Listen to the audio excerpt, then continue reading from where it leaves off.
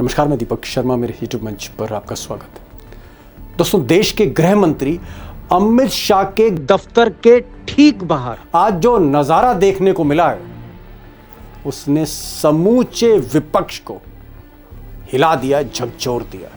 अमित शाह की पुलिस ने ममता बनर्जी के सांसदों को आज सड़क पर घसीट घसीट कर जिस तरह से ठोका है, पूरी जिंदगी वो ये मंजर भूल नहीं सकते। Shame, shame, Amit Shah, shame, shame. You're seeing what is happening to MPs. All our MPs have been picked up. अब इन सांसदों ने सपने में नहीं सोचा होगा कि अमित शाह के दफ्तर के बाहर प्रोटेस्ट करना उनके लिए कहर बन जाएगा। और सच्चाई है कि कल ममता बनर्जी ने अमित शाह की ईडी को कलकत्ता में सबक सिखाया था, और आज अमित शाह की पुलिस ने उससे बड़ा सबक ममता के लोगों को सिखा दिया। Shame, shame, Amit Shah, shame, shame. You're seeing what is happening to MPs. All our MPs have been picked up. अब दोस्तों, कभी कभी हमारी जबान से जो निकलता है वो सच हो जाता है। और कल ममता बनर्जी की जबान से अचानक निकला कि अमित शाह जो देश के गृह मंत्री हैं, वो नेस्टी हैं, नॉटी हैं, यानी घटिया हैं और बदमाश हैं। और आज वही देखने को देश को मिला। Is it the duty of the ED and Amit Shah, the nasty home minister, the naughty home minister, who cannot protect the country, and he's taking away all my party documents? अब दोस्तों, जो इन सांसदों के साथ अमित शाह दफ्तर के बाहर हुआ, मुझे ऐसा लगता है कि जो नैतिक जिम्मेदारी है वो मिस्टर शाह की है, वही असली कसूरवार है। और उसकी वजह मैं इसलिए बता रहा हूं कि अगर आप दिल्ली पुलिस का स्ट्रक्चर देखिए तो पुलिस कमिश्नर लेफ्टिनेंट गवर्नर को रिपोर्ट करता है, दिल्ली के एलजी को रिपोर्ट करता है, और दिल्ली के जो एलजी हैं उनके बॉस अमित शाह, वो LG Amit Shah home minister को रिपोर्ट करता है। तो एक तरह से जो दिल्ली पुलिस है उसका माई बाप, उसका बिग बॉस अमित शाह है। और यह भी सच है कि अमित शाह की इजाजत के बगैर दिल्ली पुलिस में पत्ता भी नहीं हिलता। तो जो कुछ आज हुआ, इसलिए मैं कह रहा हूं, उसकी जिम्मेदारी कहीं ना कहीं मिस्टर शाह की है। अब दोस्तों, जानकारों का कहना है कि ममता बनर्जी के एमपीज की आज जिस तरह से दिल्ली पुलिस ने ठुकाई करी है, घसीट घसीट कर, वो एक तरह से एक प्री प्लानिंग थी, ऐसा कहा जा रहा है। क्योंकि कल जिस तरह से ममता बनर्जी ने कलकत्ता में अमित शाह के लफ्ज इस्तेमाल किए, उनको घटिया कहा, नेस्टी कहा, नॉटी कहा, बदमाश कहा, वो उस लायक नहीं है, गृह मंत्री के लायक नहीं है, वो कुछ काम नहीं करते, सिर्फ बदले की राजनीति करते हैं। ये जो बातें ममता बनर्जी ने कही, उससे अमित शाह डिस्टर्ब थे, अमित शाह के लोग डिस्टर्ब थे, और इसलिए सबक सिखाने का इरादा तो था। लेकिन बात दोस्तों यहाँ खत्म नहीं हुई, बात यहाँ खत्म नहीं होती। असली बात यह है कि अब ईडी की कोशिश है कि ममता बनर्जी पर शिकंजा कसा जाए। ईडी का आरोप है कि ममता बनर्जी ने उनसे फाइलें छीनी। ये जो फाइलें थीं, ये सीबीआई की प्रॉपर्टी थी। अब ईडी चाहती है कि हाईकोर्ट निर्देश दे सीबीआई को कि ममता बनर्जी के खिलाफ एफआईआर दर्ज हो, मुकदमा दर्ज हो, सरकारी बाधा पहुंचाने के लिए, इन्वेस्टिगेशन में खलल डालने के लिए। और ममता बनर्जी पर अगर एफआईआर दर्ज होती है तो कहीं ना कहीं अमित शाह को राहत मिलेगी, क्योंकि बीच चुनाव के मौसम में ममता बनर्जी के ऊपर गिरफ्तारी की तलवार लटकती रहेगी अगर ये केस दर्ज हो जाता है। अब दोस्तों, जो बड़ा सवाल है वो ये है कि ममता बनर्जी और अमित शाह के बीच में ये जो जंग है, दिन ब दिन बढ़ती क्यों जा रही है। दोनों तरफ से डायरेक्ट फाइट हो रही, सीधे हमले, सीधे अटैक हो रहे हैं। ऐसा हिंदुस्तान के इतिहास में किसी यूनियन होम मिनिस्टर, किसी केंद्रीय गृह मंत्री और मुख्यमंत्री के बीच में इस तरह का झगड़ा, इस तरह का युद्ध कभी नहीं देखा गया। और ये युद्ध धीरे धीरे बढ़ता चला जा रहा है। दरअसल बीजेपी ने बंगाल का सारा चार्ज मिस्टर अमित शाह को दे रखा है, और अमित शाह का इरादा है कि वो किसी भी तरह इस बार बंगाल को जीत लें, साम दाम दंड भेद किसी भी आधार पर, किसी भी जोड़ तोड़ से। और इसीलिए वो बार बार कह रहे हैं कि इस बार बंगाल बीजेपी के खाते में जा रहा है। और ये जो ममता बनर्जी हैं, ये जो हिटलर हैं, ये कभी भी अपने भतीजे को मुख्यमंत्री की कुर्सी पर नहीं बैठा पाएंगी, क्योंकि अप्रैल के बाद जब नतीजे आएंगे बंगाल के, ये जो कुर्सी है मुख्यमंत्री की, ये बीजेपी को मिलेगी। सुनिए, अमित शाह को भी सुन लीजिए। ये दीदी और भतीजा का जो जुर्म है ना जुर्म, जोर से बोलो, है ना जुर्म। ये जुर्म को हटाने का एकमात्र रास्ता भारतीय जनता पार्टी। अब दोस्तों, हर कीमत पर अमित शाह बंगाल को क्यों चाहते हैं, क्यों जीतना चाहते हैं, फतेह करना चाहते हैं, इस पर मैं बाद में आऊंगा, उनका पॉलिटिकल ऑब्जेक्टिव क्या है। लेकिन पहले बात करते हैं कि अमित शाह की स्ट्रैटेजी क्या, उनकी रणनीति क्या, वो कौन सा खेल कर रहे हैं, तिगड़म कर रहे हैं। उसकी वजह यह है कि अमित शाह को भी मालूम है कि बंगाल में जिस तरह का वोट बैंक है, जिस तरह की डेमोग्राफी है, जिस तरह के सामाजिक समीकरण है, बीजेपी के लिए बंगाल जीतना बहुत मुश्किल है। कई ऐसी सीटें, और लगभग 100 से ज्यादा सीटें हैं, 125 सीटें हैं, जहां 30% या 25% मुस्लिम है, निर्णायक है, जो बीजेपी के साथ जा नहीं सकते। आप यूं कह सकते हैं कि ममता बनर्जी का खाता ही 100 सीट से खुलता है। ऐसे में बंगाल कैसे जीतेंगे?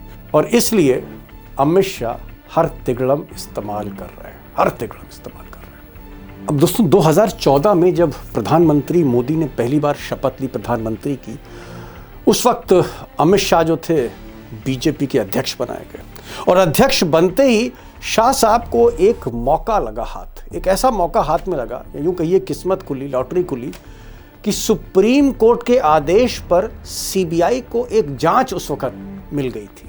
और वो जांच थी Sharda group of companies chit fund का, एक बड़ा स्कैम था, अरबों रुपए का स्कैम था।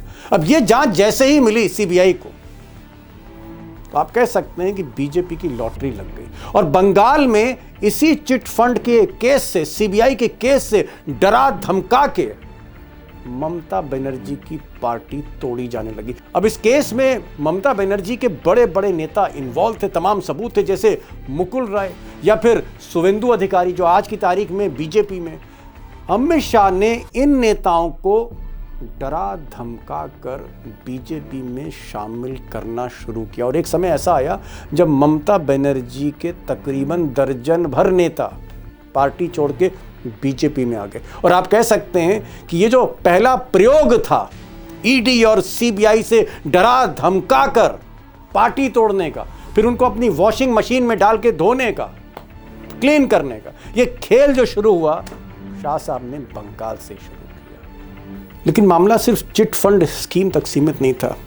एक और मामला सामने आया, बीजेपी को एक और मौका मिला जब सीआईएसएफ ने पश्चिम बंगाल में कुछ जिलों में कोयले की तस्करी का एक बड़ा घोटाला, बड़ा स्कैंडल पकड़ा। इस स्कैंडल में एक माफिया डॉन पकड़े गए जिनका नाम अनूप माझी था, जो सारा कोयला, चोरी का कोयला, तस्करी का कोयला इकट्ठा करते थे, बल्क में बेचते थे। खरबों रुपए का खेल था। अनूप माझी पकड़ा गया और उसके बाद शुरू हुआ बीजेपी का खेल। अनूप माझी के तार जो हैं वो सीधे सीधे ममता बनर्जी के घर तक पहुंचने लगे। और उसमें कौन फंसा? अभिषेक बनर्जी। उसमें कौन फंसा? अभिषेक बनर्जी की पत्नी। और ये जो पति पत्नी, यानी आप कह सकते हैं ममता बनर्जी के भतीजे और ममता बनर्जी की जब बहू फंसी तो टीएमसी हिलने लगी। और यहां पर मैं कहना चाहूंगा कि कल जो रेड पड़ी है, ममता बनर्जी के राजनीतिक सलाहकार, पॉलिटिकल कंसल्टेंसी की फर्म आईपैक, वो भी इसी कोयले स्कैम से जुड़ी हुई थी। और ऐसा कहा जा रहा है कि ये जो कोयले का पैसा था, जो अनूप माझी के जरिए टीएमसी के नेताओं तक पहुंच रहा था, वही पैसा जो है आईपैक को दिया जा रहा था। मेरे पास कोई साक्ष्य नहीं, लेकिन ये आरोप हैं, ये एक तरह की घेराबंदी है जो अमित शाह की ईडी वहां पर कर रही है।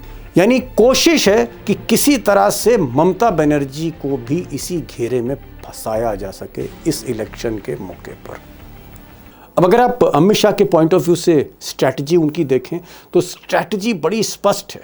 हालांकि स्ट्रैटेजी का जो आधार है वो इनकम टैक्स, ईडी और सीबीआई है, लेकिन रणनीति ये है कि वो चाहते हैं, पॉइंट नंबर 1, कि किसी तरह से भ्रष्टाचार के मामले में ममता बनर्जी को फंसाया जा सके।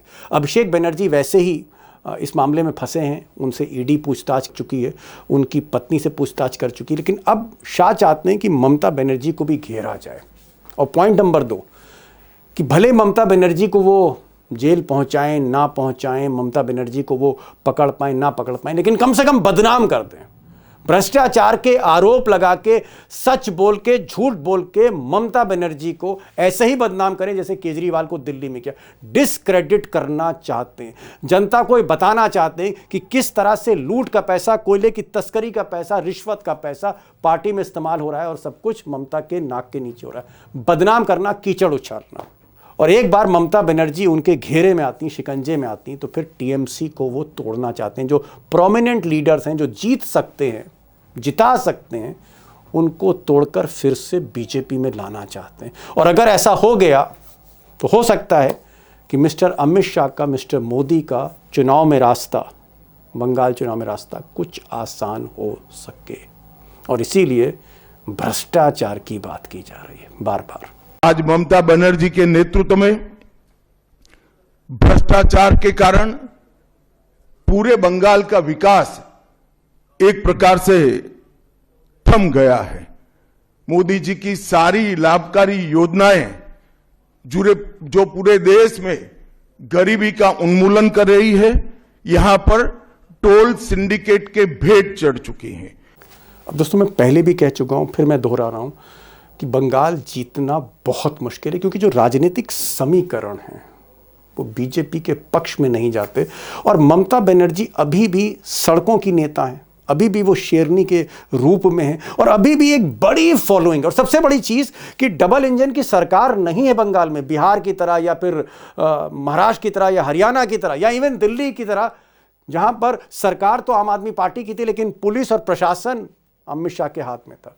तो बंगाल डबल इंजन नहीं है, बंगाल सिंगल इंजन है, जहां इलेक्शन कमीशन की जो आधी मशीनरी, आधी से ज्यादा मशीनरी वो ममता बनर्जी के अंडर में। लेकिन फिर भी पॉलिटिकल ऑब्जेक्टिव तो है ही, राजनीतिक जो लक्ष्य है वो तो है ही अमित शाह का। और ये राजनीतिक लक्ष्य क्या है? दरअसल ये राजनीतिक लक्ष्य है हर कीमत पर बंगाल को जीतना और पूर्वी भारत में, ईस्ट इंडिया में एक बड़ा बेस बनाना, पश्चिम बंगाल को। अब अगर आप ये मैप देखिए ईस्ट इंडिया का, तो इस वक्त मोदी और शाह के पास बिहार है, बिहार उनके हाथ में। अगर आप थोड़ा नीचे आते हैं तो उड़ीसा उनके हाथ में, एक अलग बड़ा स्टेट आप कह सकते हैं। उधर बंगाल के उस पार असम उनके हाथ में। ये नॉर्थ ईस्ट का सबसे बड़ा राज्य है, सिर्फ बीच में बंगाल नहीं। तो अमित शाह चाहते हैं कि एक बार अगर बंगाल आ जाए, वेस्ट बंगाल आ जाए, तो पूरा का पूरा पूरब, और पूरब में मैं पूर्वोत्तर के राज्य, नॉर्थ ईस्ट के राज्य भी शामिल कर रहा हूं। तो एक बड़ा हिंदुस्तान का आप कह सकते हैं एक हिस्सा बीजेपी के पास होगा, पूरा पूरब होगा। और अगर आप सीटें देखें तो बिहार में 40 सीटें हैं, झारखंड में 14 सीटें, हालांकि झारखंड अभी उनके पास नहीं है लेकिन वहां भी बीजेपी मेन अपोजिशन पार्टी है। बंगाल में 42 सीटें हैं, उड़ीसा में 21 सीटें हैं, असम में 14 सीटें हैं, नॉर्थ ईस्ट में कहीं 2 सीट कहीं 1 सीट, कुल मिला के 142 सीटों का चंक है ये। और ये जो 142 सीट्स हैं लोकसभा की, इसका रास्ता आसान हो जाता है अगर बंगाल, असम, उड़ीसा, बिहार, ये सारे बड़े राज्य पूरब के अमित शाह के हाथ में आ जाएं। और फिर एक ऐसी स्थिति होगी जहां आप कह सकते हैं कि पश्चिमी भारत में महाराष्ट्र, गुजरात उनके पास है, हालांकि राजस्थान भी है। उत्तर भारत में उत्तर प्रदेश है, उत्तराखंड है, हरियाणा उनके पास है। अगर आप मध्य भारत की तरफ जाएं तो छत्तीसगढ़ है, मध्य प्रदेश है। कुल मिलाकर पश्चिम है, उत्तर है, मध्य है, पूरब नहीं पूरी तौर पे। और शायद इसीलिए अमित शाह बार बार कह रहे हैं कि अगर बंगाल वो जीत लेते हैं तो फिर दिल्ली में अगले 25 साल तक उन्हें कोई हरा नहीं सकता, ये उनका कहना है। जो पूरा भरोसा है कि 2026 में बंगाल में 2/3 बहुमत के साथ भारतीय जनता पार्टी की सरकार बनेगी, ये बंगाल की जनता तय कर बैठी है। अब दोस्तों, मैं बार बार कह चुका हूं कि बीजेपी के लिए बंगाल जीतना आसान नहीं है। उसकी वजह है कि राजनीतिक समीकरण, जो वहाँ के पॉलिटिकल इक्वेशंस हैं या बाकी डेमोग्राफी वहाँ की जो है, वोट की डेमोग्राफी है, उसमें बीजेपी टिकती नहीं है कि वो नंबर 1 पार्टी बन जाए, लेकिन उम्मीद इसलिए है कि बीजेपी जब से मोदी आए हैं एक ताकत बनकर उभरी है पश्चिम बंगाल में, और आज की तारीख में मेन अपोजिशन पार्टी है। और एक श्रेय तो देना ही होगा कि बंगाल में कांग्रेस और लेफ्ट, वामपंथी पार्टी और कांग्रेस पार्टी को एकदम से ख़त्म किया है नरेंद्र मोदी। अगर आप ये ग्राफ देखें कि मोदी जब प्रधानमंत्री बने थे तो उससे पहले यानी 2011 में जो चुनाव हुआ था, बीजेपी के पास बंगाल विधानसभा में 0 सीट थी, 1 सीट नहीं थी, और जो वोट शेयर था सिर्फ 4% के आसपास था। 4% का वोट शेयर, 0 सीट। लेकिन उसके बाद जैसे मैंने आपको बताया कि मोदी आते हैं, अमित शाह उनके स्ट्रेटजिस्ट बनते हैं, वहाँ ईडी सीबीआई छोड़ी जाती है, तोड़ फोड़ की जाती है, पैसा जो है अंधाधुंध बहाया जाता है। उसका नतीजा ये है कि 2016 में बीजेपी खाता खोल देती है विधानसभा में, 3 सीटें मिल जाती हैं, और जो वोट शेयर है 4% से 10% के ऊपर निकल जाता है। और उसके बाद जब ये ईडी और सीबीआई गुल खिलाती है, अमित शाह थोड़ा और उतरते हैं, अपने रंग में आते हैं, तो 2021 का जो चुनाव था, पिछला चुनाव, बीजेपी का वोट शेयर 10% से बढ़कर तिगुना हो जाता है, 38%, ऑलमोस्ट 4 गुना, 38%। वामपंथी दल खत्म हो जाते हैं, कांग्रेस खत्म हो जाती है, और बीजेपी मेन अपोजिशन लीडर बन जाती है। 3 सीट की जगह 77 सीट आ जाती हैं, 77। तो और अगर आप देखें तो ये आप कह सकते हैं अचीवमेंट तो है, भले ही छल से मिला है या किसी खेल से मिला है। और इस बार 2026 में मिस्टर शाह का टारगेट 150 है। हालांकि जो अभी उनके पास सर्वे आ रहे हैं, अमित शाह इस 150 सीटों के टारगेट से बहुत नीचे हैं। 80 सीटों पर इस वक्त बीजेपी के चांसेस हैं जीतने के। 294 में 80 सीटें, बहुमत का जो संख्या है वो 148 के ऊपर है। तो कहीं ना कहीं अमित शाह अभी अपने टारगेट से आप कह सकते हैं कि 40% दूर हैं। अब वो अचीव कर पाएंगे नहीं कर पाएंगे, ये तो वक्त ही बताएगा। अब दोस्तों, इस लड़ाई में टीएमसी आगे निकलती है या बीजेपी आगे निकलती है, 2-3 महीने बाद चुनाव है, क्या अमित शाह टारगेट अचीव कर लेंगे अपना, या फिर ममता बनर्जी उनका जो विजय रथ है उसको रोक देंगी, बिहार के आगे वो रथ रुक जाएगा, बढ़ नहीं पाएगा। लेकिन एक बात बिल्कुल क्लियर है कि ये जो युद्ध होने जा रहा है, ये जो चुनाव होने जा रहा है 2-3 महीने के अंदर आपकी आंखों के सामने, ये अब तक का हिंदुस्तान में विधानसभा का सबसे भयानक युद्ध होगा, सबसे भयानक चुनाव होगा, ऐसा मुझे लगता है।